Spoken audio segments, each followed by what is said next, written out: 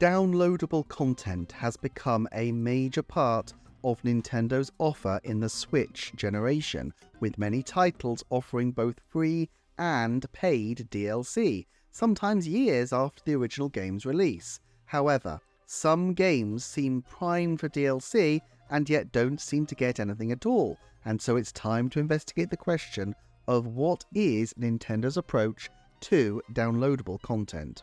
First then, let's look at the issue of free DLC, which admittedly is a rather controversial area. There are a number of titles such as Kirby Star Allies, Switch Sports, and arguably all of the Mario Sports titles this generation, which have launched in a relatively bare-bones state, only to be zhuzhed up by the regular addition of post-launch DLC. Sometimes this makes sense. Games like Splatoon and Animal Crossing require people to be playing over a relatively long period and to keep coming back. The whole structure of the games fall down if people treat them like some of their other first-party offerings where people play intensively, finish the game and then move on. It seems to me that free DLC therefore breaks down into three specific categories. Category 1 is DLC that follows within a few weeks of release and that just adds a few nice extras. A classic example of this is the Super Mario Odyssey free DLC, Luigi's Balloon World, which felt like a bit of a development afterthought when it debuted in February of 2018. I'm not exactly sure why the Luigi Balloon Race mode was not included in Super Mario Odyssey given how fully featured the game already was. It's hardly the most evolved gameplay mode in the title, and so it seems rather strange to imagine that they couldn't have simply bundled it on the cartridge at launch. Perhaps they thought of the idea too late in development and decided to hold it back for the January 2018 Nintendo Direct Mini, when it could add one extra first-party announcement for 2018, a year that was shaping up to be very heavy on ports, but very slim on completely original announcements. However, I think a more likely explanation is logistical.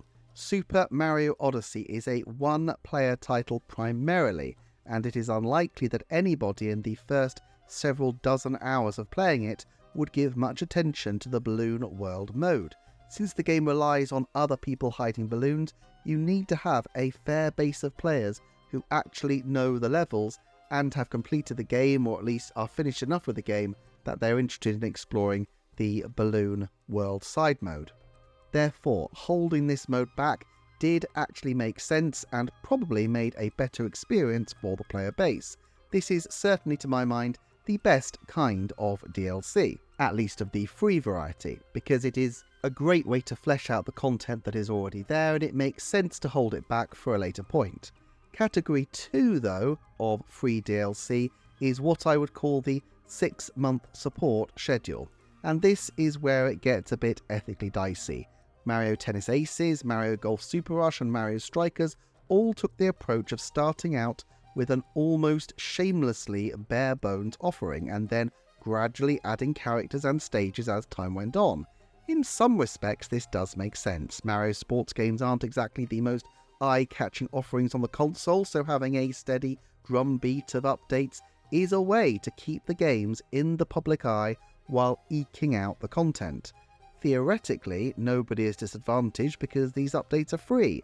However, I would argue that this strategy does have some negative effects. For one thing, some people just have their fill of a game and don't necessarily want to return months later to see some small extra mode, although I guess with Nintendo's deep well of consumer data, they should be able to figure out how effective or ineffective this strategy is better than we can guess at from the outside. It also puts the owner on the player to keep downloading content and to store that downloaded content even after players have bought a physical game expecting that content to be on there at launch. But the other issue, and the one that may cause Nintendo to reflect even if they hadn't as late on the 2022 launch of Mario Strikers Battle League, is that it often negatively affects the reviews of games.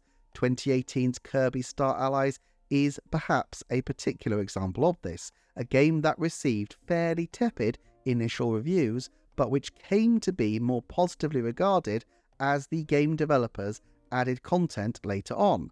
There is a Kotaku interview with the Kirby devs where they ask directly whether the post-game content was siloed off for DLC. The article writers feel that the developers dodged the question, although the developers do say that their aim was, and I quote, more to balance the game so it moves ahead at a good pace and progress comes more briskly than usual. I'm conscious, they say, about wanting to have more players get to see the ending when I'm creating a Kirby game. But while Kirby and the Forgotten Land and indeed other games like Pikmin 4, Super Mario Odyssey, and perhaps the most dramatic example, Super Mario 3D World, all have early endings, sometimes very early endings, and then a massive post-game with further endings built in, the additional content is not hived off onto its own download packs. The closest Nintendo came to acknowledging that they had any benefit from saving the extra content till after launch is when the Kirby devs here say, there were more than a few times when we thought it would be difficult to indulge certain characters when taking the past stories into consideration, but we got past that kind of rigid thinking early on. Focusing on the story would immediately close the door to going on adventures with these characters. However, it is very hard to escape the conclusion that this title was rushed out the door to ensure the Switch had an original title for the January to March 2018 quarter.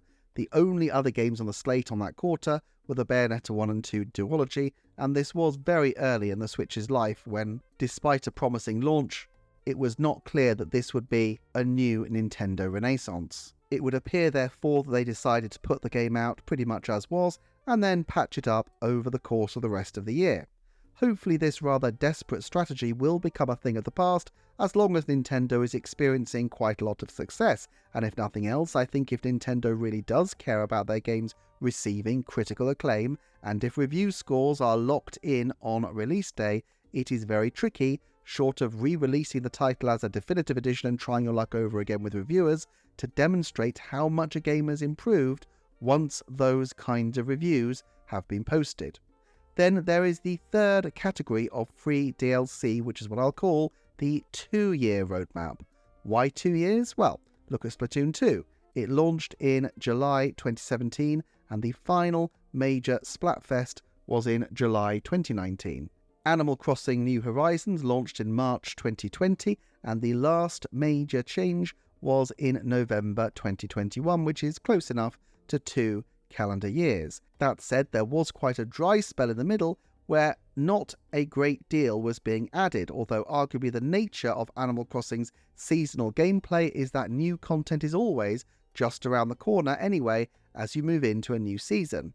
Splatoon 3 seems to be on track to have what could be an even longer run, as since September 2022 it has continued to be updated, but the intensity of updates seems much less than in the early days of Splatoon 2. Until I researched this video, I think it had passed me by that a new stage had been added at the beginning of June. Still, once Splatoon 4 starts to hove into view, the likelihood Splatoon 3 will stop having regular content added increases. But what happens if a game like this disappoints? We have an example of this as well. Super Mario Maker 2 was a bit of a tentpole title for 2019. While 2019 was a packed year, the first half was fairly barren until this game came along.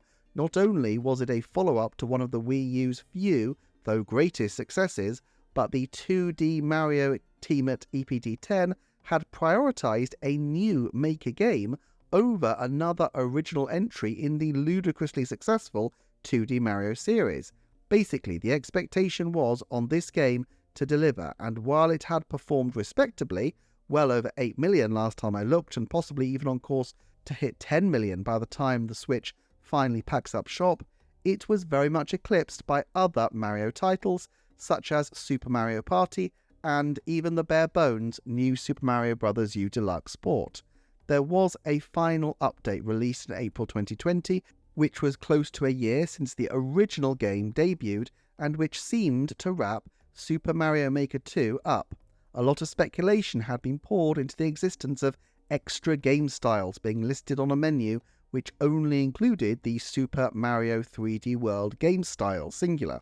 Many chalk this up to translation issues, and that is obviously possible and perhaps even likely, but Nintendo would certainly have heard the noise, definitely had the time and space to fix it, and also they are experienced enough at translating games back and forth to the West that they know how to handle plurals as a rule. I'm not saying there was definitely more planned, but when you compare Super Mario Maker 2's trajectory to Animal Crossing New Horizons and Splatoon 2, games you might have expected the juggernaut Mario Maker franchise to be competitive with ahead of its launch, and slightly disappointing sales results, it seems likely that there was an aim for DLC to continue a bit longer than it actually did. Even Switch Sports late in life extra modes do seem to be a bit of a holdover of this 2-year strategy, coming, as the 2024 updates did, pretty much 2 years after. I can't see Nintendo going much further than this to support titles after the point of sale. At a certain point they want people to move on to other games or even subsequent titles in the same franchise in the case of Splatoon. It's possible to imagine that games like Animal Crossing and Splatoon could receive longer stints of support in future, but in this case I think we're stepping into paid DLC territory. So let's get into the world of paid DLC. Again, there are a few different types. For some games, story DLC is absolutely baked in. Most Warriors titles, the Fire Emblem games, the Mario plus Rabbids titles, the Xenoblade titles, these all have story-based DLC built in, and what all these have in common is that they all have some degree at least of external ownership, even if in the case of Monolith Soft, that external ownership is only about 3 or 4%. Basically, there is a strong incentive financially to offer paid DLC. Generally, compared to a wholly original title, the amount of content is smaller compared to the price than the original title, which takes all of the development work to get it off the ground. Moreover, because it's downloadable content, the money is paid on the more lucrative digital terms, so they don't have to worry about distribution and retail costs into the bargain. Finally, it particularly suits smaller companies as they transition between projects. They don't necessarily need whole big teams in the very early stages of coming up with the next big thing, so instead of laying off a lot of staff, working DLC up alongside their new projects allow them to keep their teams together, which I think most people would argue is a positive, both for the people themselves and for the fans of each individual series. Therefore, I would expect paid DLC to continue to be the default for Xenoblade, Fire Emblem, Warriors titles, and more. Of course, there are always exceptions. Fire Emblem Warriors 3 Hopes did not have paid DLC, which is still to this day rather surprising. In this case, I have seen it posited that the Warriors DLC would have dropped around the same time as Fire Emblem Engage's release, and Nintendo might not have wanted the competition. Another issue is that Three Hopes was already an extension to Fire Emblem Three Houses, and while Three Houses was successful, they may have felt like extending the story even further would not be a good option, and that they had extended the story as much as could reasonably be borne. And then there's a further issue, which is that Nintendo didn't seem to be commissioning much in the way of DLC at all by 2022, and perhaps they were just bluntly applying a blanket moratorium on providing any budgetary support towards DLC development past around the midpoint of the Switch's life. Remember, Koei Tecmo may be the developers, but ultimately Nintendo is the client, and if they don't want to shell out for DLC, they won't. Ultimately, I tend to agree that there was a conflict of interest here between Intelligent Systems with Fire Emblem Engage and Koei Tecmo developing Three Hopes, and I would guess that had Koei Tecmo had complete free reign, we would have seen Three Hopes DLC. Could we see it yet? I think at this point it feels unlikely, although not perhaps totally impossible if they developed it but shelved it until a time after Engage. And in an idiosyncratic way that Nintendo sometimes do, they could have ended up leaving it on the shelf for longer than expected for reasons too opaque for us to really determine. Ultimately, I will chalk Fire Emblem Engage Three Houses DLC as just a 10% shot at this point in time. But now let's look at the really big DLC offerings. Breath of the Wild had one round of paid DLC available from launch and split into two main sections, the Master Trials in the summer and the more story-rich The Champion's Ballad in December of 2017. Animal Crossing New Horizons had one, but it was a big one, in Happy Home Designer, and both Splatoon games on Switch had new story DLC between a year to a year and a half after the original game launched. It's curious though that there is a large number of titles which might have received paid DLC but didn't, including Metroid Dread, Pikmin 4 and Kirby and the Forgotten Land, which was particularly surprising given that the previous Kirby had loads of DLC, albeit of the free variety. These games all have in common that they were relatively small games that performed particularly well, and they all released in the second half of the Switch's likely run as the premier console of its age. I can see why Nintendo would not have wanted to prioritise DLC for these games. Even if a substantial portion of people bought it, the games are still relatively low selling. But more than that, not dragging their feet with DLC gives the developers and Nintendo free rein to start a much fuller new entry for the next console, which would then hopefully have a much longer run as an evergreen selling title. This does prompt the question if Metroid, Pikmin and Kirby launch in the first half of the new console's lifespan, is paid DLC more likely? I still think paid DLC is unlikely for any of these games as a general rule, but it would make more sense for paid DLC for a game that's released in the first 2 to 3 years of a system than one that's released towards the end, and there is precedent with Pikmin 3's DLC. Therefore, I would say it's a 30% chance that there is paid DLC for a new Metroid, Pikmin or Kirby game by the end of 2028. Then we get into a bevy of very odd paid DLC arrangements where there's no real consistency. First, Super Mario Odyssey seemed crying out for DLC, and yet nothing has emerged.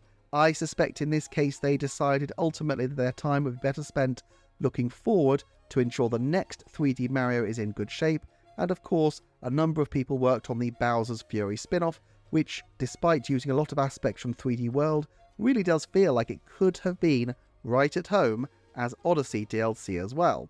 Nintendo very rarely goes in for paid DLC for its Mario titles. I don't think it's completely impossible though. Perhaps they started developing it and then de-emphasized it as a priority. It would not astonish me at all if they could find some other way to utilize the content down the road. What if a few years down the track they re-release Odyssey on Switch 2 in 4K and add what would have been the DLC in as a sweetener? Because Nintendo is so secretive, it's difficult to interpret the absence of any DLC as a definitive decision to shun DLC for this game. I would say the same applies to Tears of the Kingdom. I really think there is a chance, around a 30% chance, that we will see expanded content for one or both titles as part of an offer on the next system before the end of 2029. Then there are the recent Mario Universe titles which have received DLC. For Captain Toad, my hunch is that they just liked making these levels and were able to do so and then sold them on. With Luigi's Mansion 3, it's clear that Next Level Games are aficionados of multiplayer experiences, and so it gave that part of their team a chance to contribute towards Luigi's Mansion 3 before the team moved on to Mario Strikers Battle League. And then of course there is Mario Kart 8 Deluxe, which again got DLC after a very long gap. Here I feel this was more strategic. At the time the Switch launched, almost all their eggs were in the Switch basket, and while the Switch turned out to be a staggering success, that outcome was by no means assured. As an insurance policy, I believe they developed the mobile games, including of course Mario Kart Tour. While Tour had its strengths, it was not as wildly successful, and I'm sure not as profitable as the insanely successful Mario Kart 8 Deluxe, and in some respects, its microtransaction-heavy model risked tainting Nintendo's image. But I suspect the plan was always that, after Tour had its day, they could integrate the tracks as DLC into a future Mario Kart game.